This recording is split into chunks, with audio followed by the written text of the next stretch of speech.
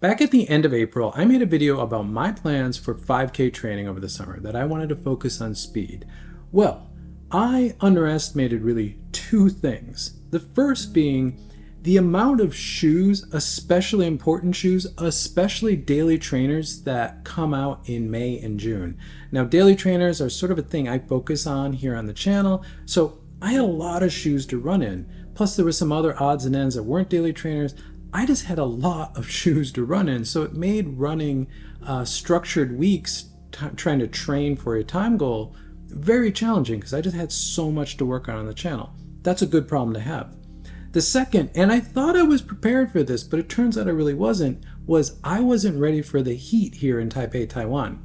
Now, this is my fourth summer here, and I thought I was ready for the summer temperature. And summer heat here is usually low-ish 30 Celsius, so upper 80s, lower 90s Fahrenheit. But this summer, from what I'm hearing, is the hottest summer that this area, Taipei, Taiwan, has had in 30 years. And we've been seeing temperatures consistently in the mid 30s Celsius, so the lower to mid 90s Fahrenheit, and it's very humid. Now, that's taken its toll as well, just because it's been so very hot. But when I put that video out, I put it out as a video around structure training, how to structure your training. I structured 5K training very much like I would as a marathoner, because I'm more of a marathoner, how I would build a week and the types of workouts and easy running and a long run, all of that sort of stuff. And I got a ton of great feedback on that video, a lot of which I worked through over the summer, changing workouts around, changing my week around, evolving the schedule, evolving how I train. And the thing that I found is I really enjoy faster running, what I would call speed running. Now, as a marathoner, I never really needed to run fast. Anything under 4 minutes per kilometer was really fast to me, and I would rarely go there because I just didn't need to. Some marathoners do a lot of speed work. I was not one of them. Maybe I should have, but that's kind of why I'm here now making this video. But as I started playing with a lot of those ideas from the comments on that video and working through stuff, I found that I really enjoyed this type of running. I really enjoyed the workouts that were very hard, very challenging, but the easy days being very easy, so you recover for the workouts. The volume overall was being much lower from what I'm used to as a marathoner. That took some getting used to, but I found I really enjoyed this type of running. So it got me to really step back this past month in August and think about, what do I want to do? And what I came up with is that I really want to get back to first principles. Now, there are a few kind of big macro goals here. And the first one is, back in July of this year, I turned 50. That's weird to say because I don't feel that age, but it is what it is. And as an older runner, as a master's runner, who doesn't come from a track or cross-country background, as a kid or a teen in school, in college, I didn't run track or cross-country. I was a skateboarder, I was a snowboarder, then I was a cyclist. Even though I've competed at a high level in skateboarding, snowboarding, and cycling, running was always something secondary I did to those primary sports. I never really ran as my focus. And because of that, I don't have PRs that I set when I was younger that I feel like I'll never match now in my 50s because I never did them. So as a runner, as an older runner, I feel like all my PRs are ahead of me. Even over the past 5 years, as I've really focused in on running and taking it very seriously, beyond a half marathon PR that I've set, which is about 128 and change, I don't have any PRs that I've really worked for or I'm really proud of. And I'm sure I can do better with that half PR, and everything else is sort of up for grabs. So what I want to do is step back and really build that foundation or rebuild that foundation of running. Because again, kids and teens and collegiate runners who come from a track or cross-country background, they come from a background of learning mechanics, going through the different distances, doing some speed work, all of that sort of stuff. By the time they get into post-college and they want to continue running and they're looking at road running, maybe 5, 10Ks, maybe half full marathon, they've got a foundation of running, they've got PRs, and they kind of know how to get in there and how to go about it. Or if they don't, they kind of know how to reach out to a coach, all of that. But often older runners who come into serious or competitive running, or at least racing, later in life, we just sort of jump in. And that's exactly what I did. My first race that I took very seriously was a half marathon. I just signed up for it and I took it very seriously and jumped into it. And it's been great since. But we don't have that background in speed work, in foundational mechanics, learning to run fast, going through the gears, all of that sort of stuff.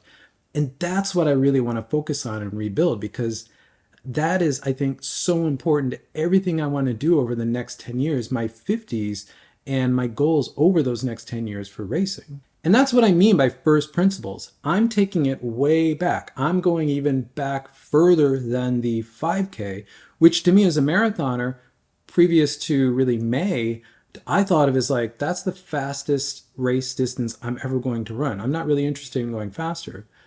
But going through those workouts, doing that speed work, doing 200s, 400s, 800s, got me really kind of falling in love with not only the speed and feeling like I'm fast and touching paces I never thought I would touch, but also learning the mechanics, building those fast twitch muscles, building those core muscles and the stability to be able to actually run fast.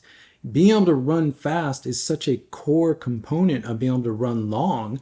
I have the endurance, but I don't have the speed. I don't have the strength and the core strength and the stability for really fast running.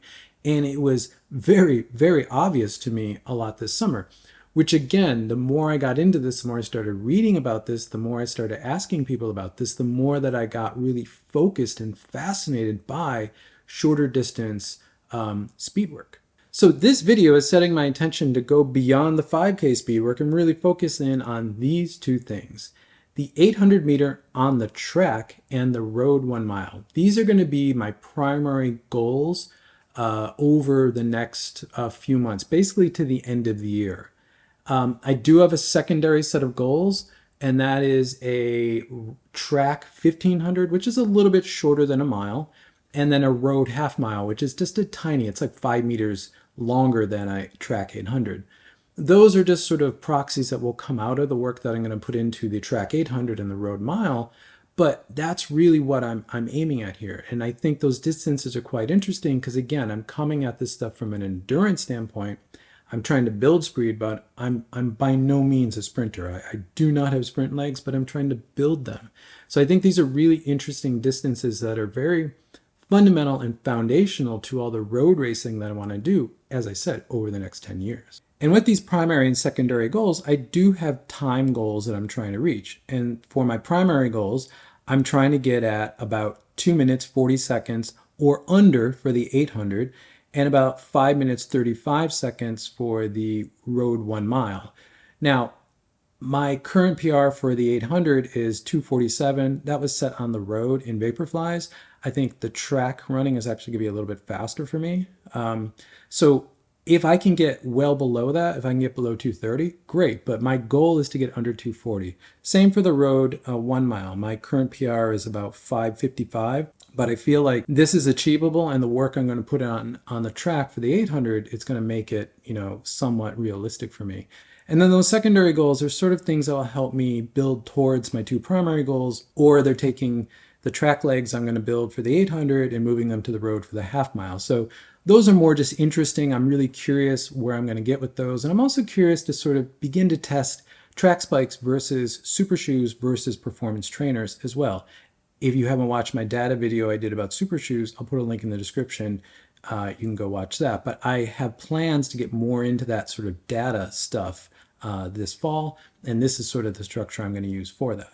Now, while I did set up my 5K structure based on what I would understand coming into training or structure training as a marathoner, going into track training and 800 training, even a road mile training, it's very different. So because I feel a bit out of my element, I've actually gone back to Daniel's running formula. I've been spending a lot of time on this book and various things around that. Now, I have trained with a Daniel's plan many years ago. In fact, my half marathon PR is from a Daniel's plan for a half marathon build.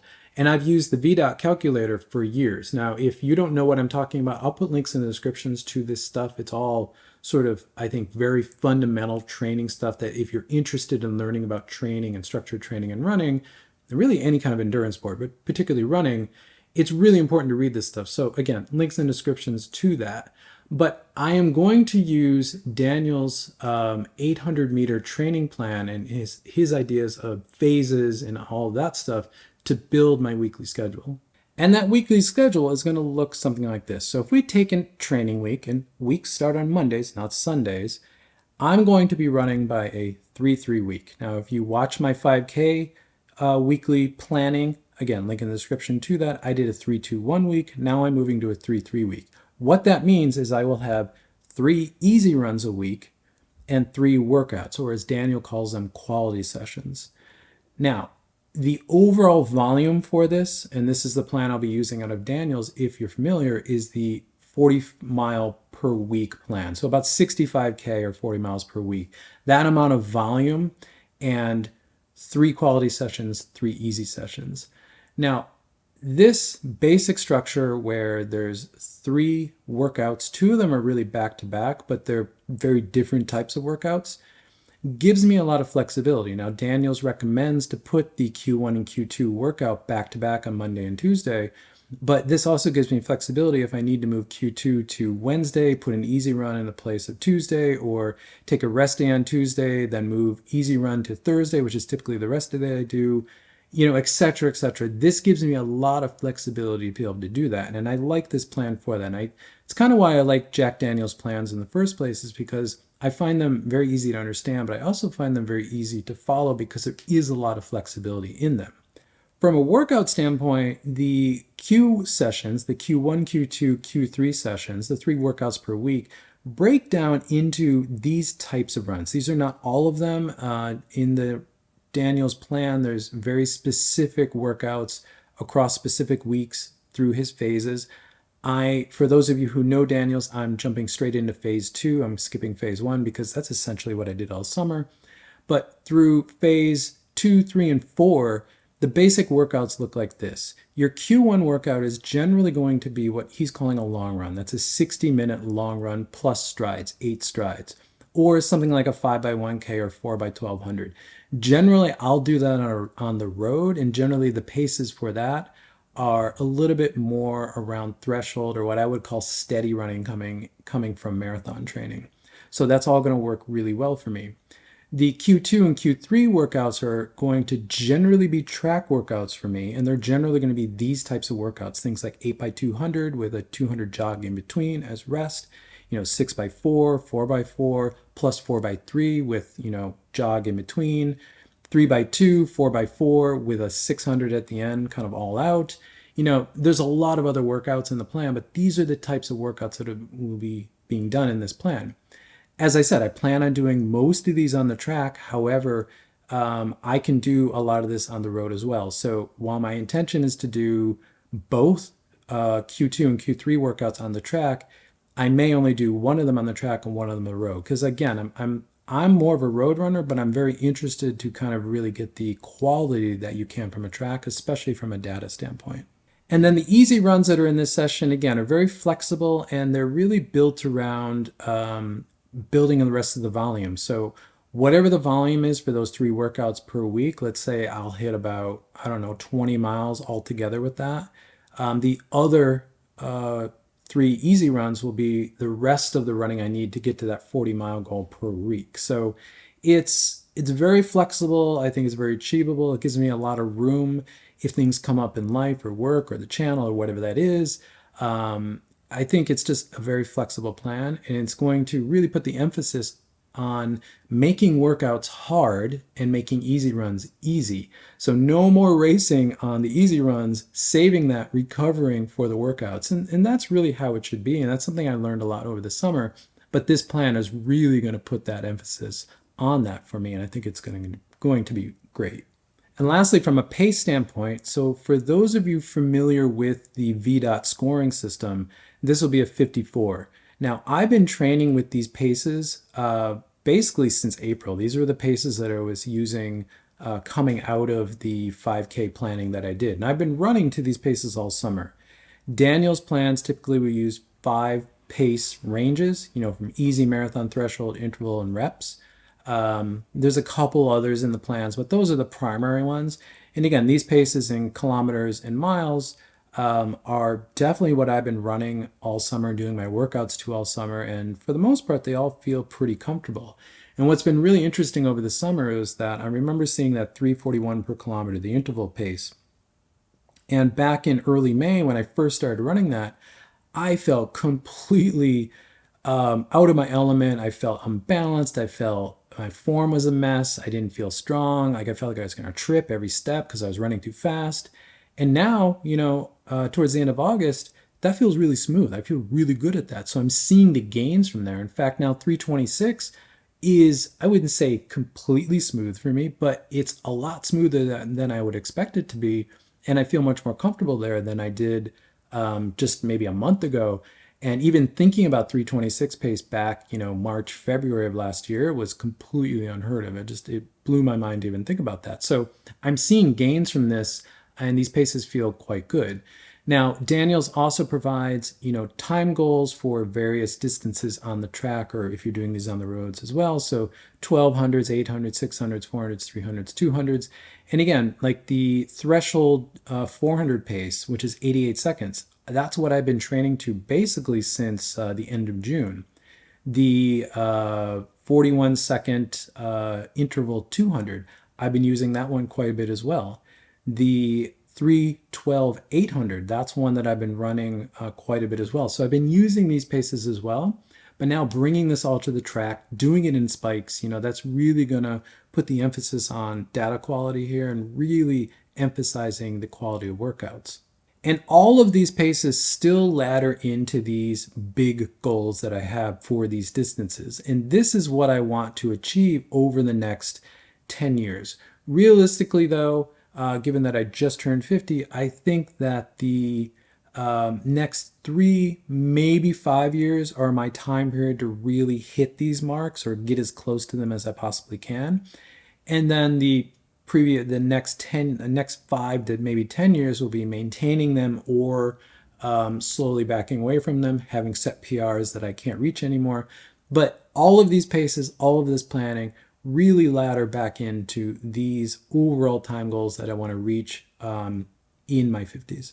And since this is a shoe channel, let's talk about shoes. Now, I will have a core training rotation for this. And the core of that will be this shoe, the Nike Pegasus 41. That is everything I need for all the easy running, all the warm-ups, all the cool downs, really everything. Some of the workouts, that's the shoe that I want. That's the shoe I'm going to be running the bulk of all of that running in. However, for the workouts, these 3 shoes are going to be the ones I'm really going to be depending on. The Peg Plus, the Nike Victory 2 track spike, and the Nike Vaporfly 3. Now, having the Peg Plus is absolutely exceptional. Having a faster ZoomX based Pegasus for some of those workouts, for example, that 60-minute sort of steady run, the Q1 session, I'm going to do that on the road, and I'm generally going to do that in the Peg Plus because I want that stimulus of doing that in a non-plated shoe. But, for some of the 400s and 600s that I'll run on the track, that's also stuff that I'll do in the Peg Plus. I'll also do that in the Vaporfly 3. The Victory 2 are going to be the primary shoes that I do most of the quality reps of the sessions in, and that's what I'm going to be actually trying to set time goals in. But now between these 4 shoes, I have pretty much everything I need between track and road, and everything really covered to do everything that I'm planning. So these 4 shoes are going to be the core of my training rotation. But I am going to be running on other shoes. 2 other shoes that I will be spending time in, especially on the road, are the Takumi Sen 10 and the Alphafly 3. Again, out of the data video, those 2 shoes also were very fast for me, very efficient. So I'm obviously going to spend a lot of time in them. I don't like the Takumi Sen on the track very much. I just don't think it has the right amount of grip, especially coming from track spikes or the Vaporfly 3, which has the waffles. So that's going to be primarily for road. Like if I'm going for the road half mile, that's probably going to be the shoe that I'll be using for that. But the Alphafly 3, while I don't really need it for any of this, it was surprisingly fast for this stuff. So maybe for the road mile, that will be a shoe that I definitely will try out for that. But I think the Vaporfly 3 probably will be the fastest option for me there.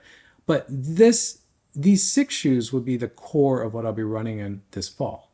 But obviously, there's going to be some other shoes coming out. Now, if you follow me on Strava, link in the description below, you're going to see that I'm running in other shoes. And that's why I talk a lot about following me on Strava on this channel, because I try to be as transparent as I possibly can about what I'm running in, the paces I'm running in.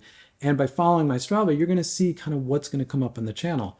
So from an easy standpoint around the Peg 41, there's going to be other stuff I'm going to be running in. Some of that stuff you'll see on this channel over the coming weeks into the end of the month, into October. Some shoes I'm really excited to talk about there. There's some shoes that will maybe release this fall that will definitely factor into this. Shoes that come to mind would be the Adidas Adios 9. That would be a core workout shoe for me. That would probably go toe-to-toe with the Pegasus Plus for me.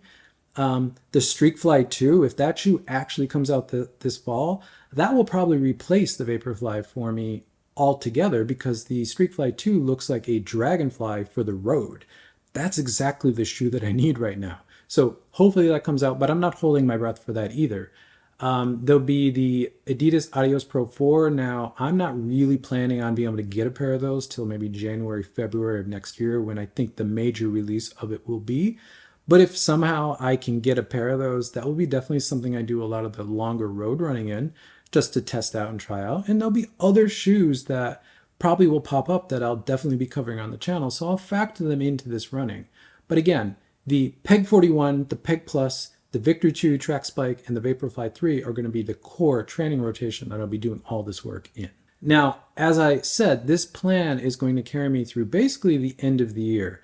Now, I have about 2 weeks before I head to the States for about 10 days for a vacation, which I've talked about on this channel before. So for the next 2 weeks, I'm just going to be playing with this a bit. I'm not going to really start it, but I'm going to kind of train towards it and do some of the workouts. Just, again, plan stuff and play with stuff a little bit before I get back from the States and really dive into it through basically October, November, and December. It's going to be really interesting for me. Now, going into the spring, I think I'm probably going to continue this focus on these shorter distances, maybe these same distances, but I do still consider myself a marathoner, and I have entered lotteries for marathons next year. Now, I always enter the marathons for the World Major Marathons. I never expect to get in. I still don't expect to get in. But the main one I want to run, which is the next World Major I want to run, is Tokyo.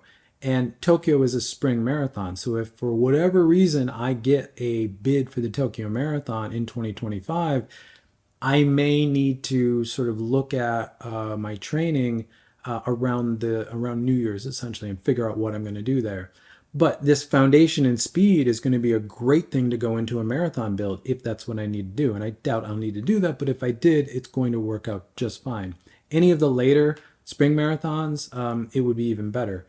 If I get a fall marathon bid next year, that's going to be even better, because I'll have more time to focus on this foundational first principles type running next year. So this could be a longer term type thing I'm going to be doing on the channel, even though I still consider myself a marathoner. Overall, I'm very excited about this stuff because it's all new to me. It's the type of running, the speed of running, it's new to me, and it's exciting because I don't know. I don't know how far I can push myself with this type of running. I want to see what kind of PRs I can get. I want to see how fast I can run. That's really interesting to me, again, because I've never done it. That's one of the things I love about running, is exploring these new places. And I haven't been this excited about training in many years. And I love to train, but now I'm really excited because I have a real focused goal.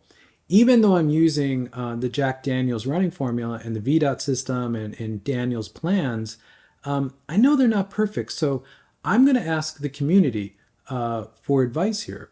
Now, I know most of you are road runners, long distance road runners like myself, but I know there's some of you that focus in on the 5K, and I know I have a few track runners, middle distance runners in particular, that watch me.